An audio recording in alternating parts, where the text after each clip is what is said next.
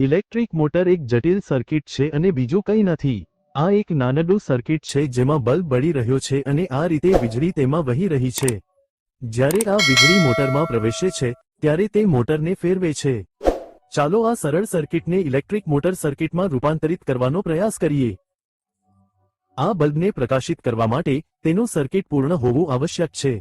જો વાયર ગમે ત્યાં તૂટે તો બલ્બ કામ નહીં કરે અને સ્વિચનું કામ વાયર વચ્ચેનું કનેક્શન બનાવવાનું અને તોડવાનું છે. અહીં ધ્યાનથી જોશો તો વીજળીનો પ્રવાહ આ રીતે થઈ રહ્યો છે. જો આપણે બેટરીની દિશા બદલીએ તો પ્રવાહનો પ્રવાહ પણ બદલાઈ જશે. અહીં બંને સ્થિતિમાં બલ્બ બળી રહ્યો છે, પરંતુ માત્ર ફેરફાર વીજળીના પ્રવાહમાં છે. તો શું આપણે ક્યાંય પણ વીજળી રૂપાંતરણનો ઉપયોગ કરી શકીએ? હા, તમે ચોક્કસપણે લઈ શકો છો. પરંતુ આ પહેલા ચાલો ચુંબકના કેટલાક ગુણધર્મો સમજીએ. છે કાયમી મેગ્નેટ. શા માટે તેને કાયમી ચુંબક કહેવામાં આવે છે? કારણ કે તેનું ચુંબકીય ક્ષેત્ર 24 કલાક ઉપલબ્ધ છે અને એક દિશામાં ગોઠવાયેલું રહે છે. આપણે સારી રીતે જાણીએ છીએ કે ચુંબકના વિરોધી ધ્રુવો એકબીજાને આકર્ષે છે અને સમાન ધ્રુવો એકબીજાને ભગાડે છે. જો આપણે આ ચુંબકને ફેરવીએ અને તેની નજીક બીજો કાયમી ચુંબક સેટ કરીએ, તો જ્યારે બંને ચુંબકના ઉત્તર અને દક્ષિણ ધ્રુવ એકબીજાની સામે આવશે, તેથી તેઓ એક પ્રેમાળ યુગલની જેમ સંપૂર્ણ રીતે ગોઠવાઈ જશે.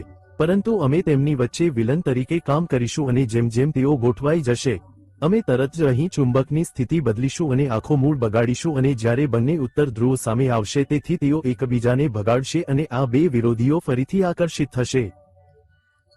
અને પછી આપણે આ રીતે બાજુના ચુંબકની સ્થિતિ બદલતા રહીશું. પરંતુ શું આ શક્ય છે? મોટર ખૂબ જ ઝડપથી ફરે છે, તેથી અમે ચુંબકને વારંવાર બદલી શકતા નથી. આ માટે અમે એક ડોંક કરનારને નિયુક્ત કરીએ છીએ, જે કોઈપણ સમયે પોતાનું લિંગ બદલી નાખે છે અને આ ડોંક કરનારને અસ્થાયી ચુંબક કહેવામાં આવે છે. જો આપણે લોખંડના સળિયાની આસપાસ વાયર લપેટીએ અને તેને આ રીતે સપ્લાય કરીએ તો તે ચુંબકની જેમ કામ કરશે અને તેમાં ઉત્તર અને દક્ષિણ ધ્રુવો પણ ઉત્પન્ન થશે. પરંતુ આ ચુંબકની ખાસ વાત એ છે કે જો આપણે આ બેટરીની દિશા બદલીશું તો કરંટની દિશા સાથે તેના ધ્રુવોની દિશા પણ બદલાશે. આવું કંઈક.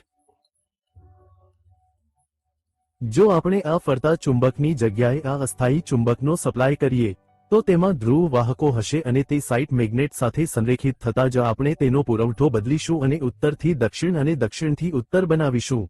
મહાન વૈજ્ઞાનિક નિકોલા ટેસ્લાએ આવી મોટરની શોધ કરી હતી.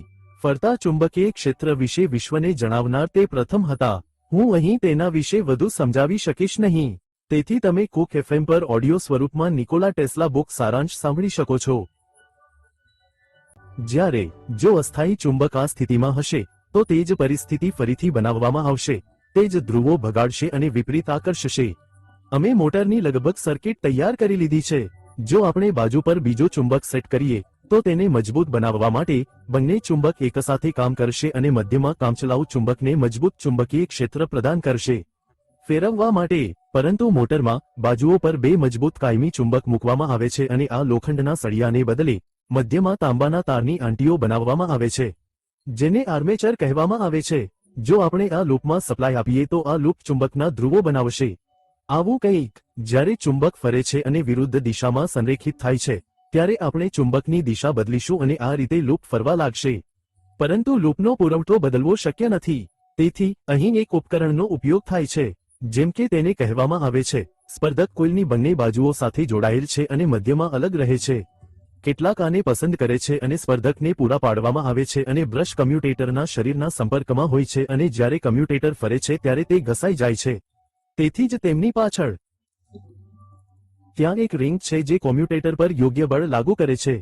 જ્યારે પ્રવાહ વહેવાનું શરૂ થાય છે, ત્યારે વિદ્યુત પ્રવાહ કોમ્યુટેટરની એક બાજુથી પ્રવેશે છે અને બીજી બાજુથી બહાર નીકળી જાય છે. જ્યારે આર્મેચર ફરે છે અને વિરોધી ધ્રુવો એકબીજાની સામે આવે છે, ત્યારે બંને બાજુના પ્રવાહો કોમ્યુટેટર પર તેમની બાજુઓને બદલે છે. જ્યારે બ્રશ કોમ્યુટેટરની આ બાજુને સ્પર્શ કરે છે, ત્યારે પ્રવાહ આ રીતે વહે છે અને બ્રશની બાજુ બદલાતાની સાથે જ પ્રવાહની દિશા આ રીતે વહેવા લાગે છે. આ રીતે કોમ્યુટેટર વર્તમાનની દિશા બદલીને કામચલાઉ ચુંબકના ધ્રુવોને બદલતો રહે છે અને આર્મેચરને ફેરવે છે. અહીં એવી પરિસ્થિતિ સર્જાય છે જ્યારે બ્રશ બે બાજુઓ વચ્ચેની મધ્યમાં હોય અને કોમ્યુનિકેટરની બંને બાજુઓ સંપર્કમાં હોય. આ સ્થિતિમાં બંને બાજુથી પ્રવાહ વહે છે અને બ્રશનો કેટલોક ભાગ હવામાં રહે છે, જે કોઈપણ બાજુને સ્પર્શતો નથી. પછી પ્રવાહ હવામાં બ્રશ દ્વારા સમુદાયમાં જાય છે. તેથી જો તમે ઘરે મિક્સર ગ્રાઇન્ડર ચલાવવાનો પ્રયાસ કરો છો, તો તમે તેને તેના સ્પર્ધકોમાં આ રીતે પાર્કિંગ કરતા જોશો. જ્યારે બ્રશ તેની બાજુ બદલી રહ્યું હોય ત્યારે હરીફના બંને વિભાગો સંપર્કમાં રહે છે. આર્મેચર પણ અહીં અટકી શકે છે. તેથી અમે કમ્પ્યુટરમાં એક સેગમેન્ટ બનાવ્યું અને તેને ઉમેરો. પ્રથમ બ્રશ આ બંને કોમ્યુટેટર સેગમેન્ટને સ્પર્શ કરશે અને ઇલેક્ટ્રોમેગ્નેટ આ રીતે ફરશે. બ્રશ આગલા સેગમેન્ટમાં પહોંચતાની સાથે જ આ બંધ થઈ જશે અને આ ચાલુ થઈ જશે. આ રીતે કોમ્યુટેટર લૂપ્સની દિશા બદલશે અને આર્મેચર ફેરવશે. ઇલેક્ટ્રિક મોટરમાં ઘણા બધા લૂપ્સ હોય છે અને કમ્યુટેટર જેટલા લૂપ્સ હોય તેટલા સેગમેન્ટમાં વિભાજિત કરવામાં આવશે. એક રીતે આપણે કહી શકીએ કે કોમ્યુટેટર એ મોટરના વિન્ડિંગની મિરર ઇમેજ છે. પરંતુ મોટરમાં આ લૂપ્સની અંદર ઘણા બધા વાયર હોય છે. આને આપણે વિન્ડિંગ કહીએ છીએ. ત્યાં ઘણા વાયરો છે જેથી તેઓ એકસાથે મજબૂત ચુંબકીય ક્ષેત્ર પેદા કરી શકે અને ચુંબકીય ક્ષેત્ર જેટલું મજબૂત હશે તેટલી ઝડપથી મોટર ફરશે. એન્જિનિયરિંગ ભાષામાં તેની બંને બાજુઓ પર કાયમી ચુંબક સ્થાપિત છે જે ફરતા નથી. જે ફરતા હોય તેને સ્ટેટસ કહેવાય. જેના પર આર્મેચર વિન્ડિંગ માઉન્ટ થયેલ છે તેને રોટર કહેવામાં આવે છે. બોડીમાં આ વિન્ડિંગ્સના સેટઅપને સેટ કરીને મોટરને ડિઝાઇન કરવામાં આવી છે. આ મોટર જે અમે ડિઝાઇન કરી છે તે ડીસી મોટર છે. જે મોટર બેટરીથી ચાલે છે તે માત્ર ડીસી મોટર છે. મિત્રો, KUCOFMની લિંક વર્ણનમાં આપેલ છે. નિકોલા ટેસ્લા પુસ્તક સારાંશ અને ઘણી વધુ મોટર્સ સાંભળવી આવશ્યક છે.